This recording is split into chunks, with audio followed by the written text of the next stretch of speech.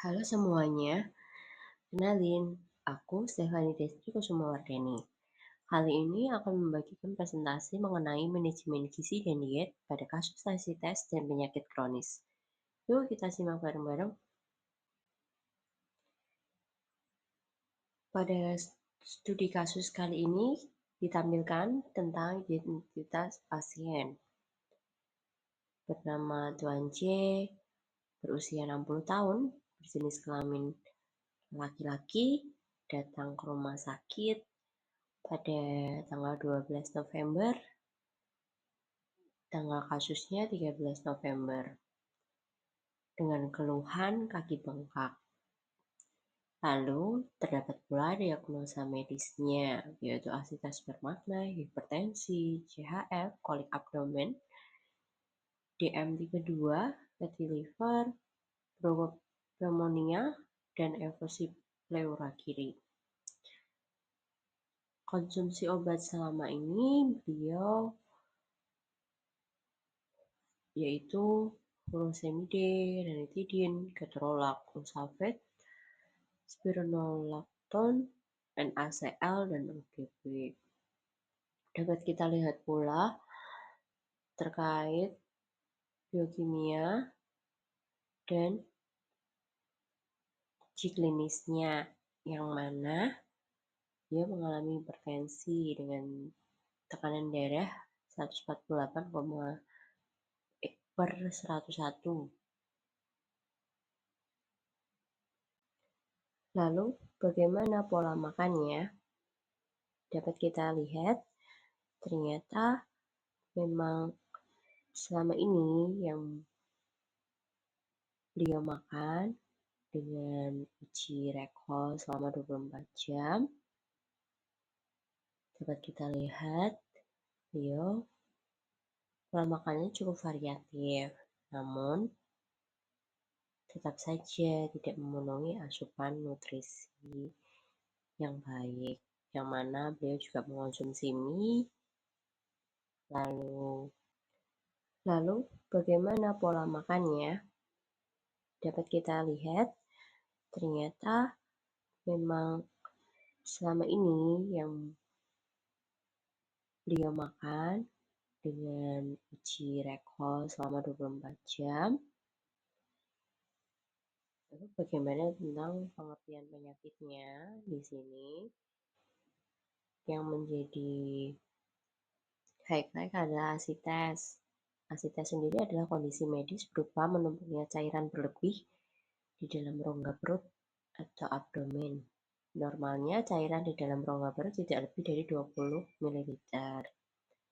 Namun pengidap asites akan memiliki cairan di dalam rongga perutnya melebihi 25 ml. Asites biasanya merupakan komplikasi dari penyakit tertentu seperti sirosis hati dan hipoalbuminemia. Bahkan hampir 80% asites disebabkan oleh sirosis hati.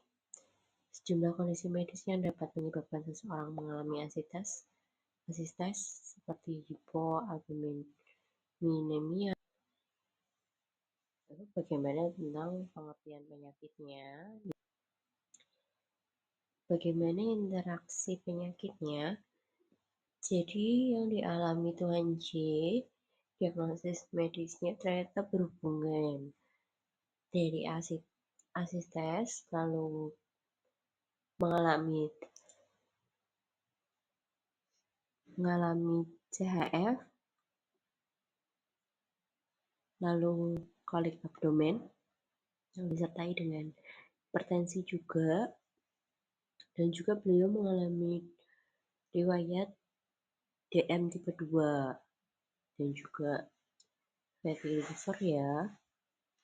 Jadi interaksi penyakit ini dari hipertensi juga menyebabkan CHF dan eversi pleura, fatty liver mengganggu fungsi hati, lalu menyebabkan asites juga, dan juga pneumonia dan gangguan respirasi, menyebabkan hipoksia dan memburuknya CHF.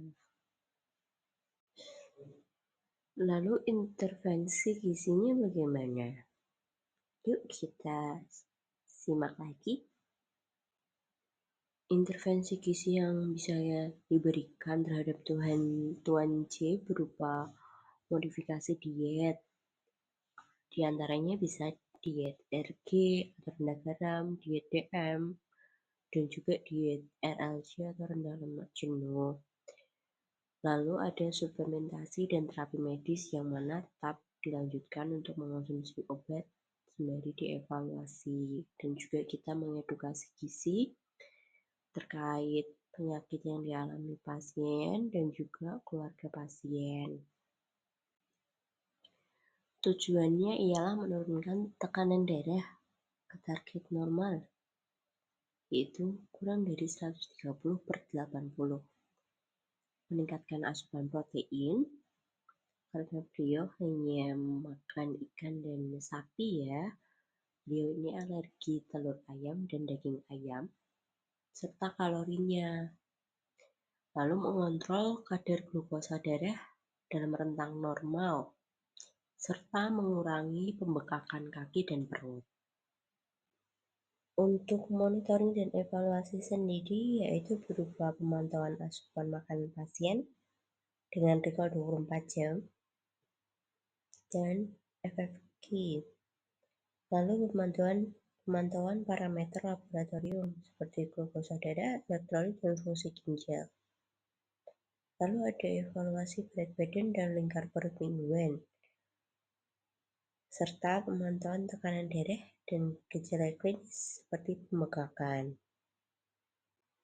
Nah, sekian presentasi dari saya dan terima kasih atas waktunya.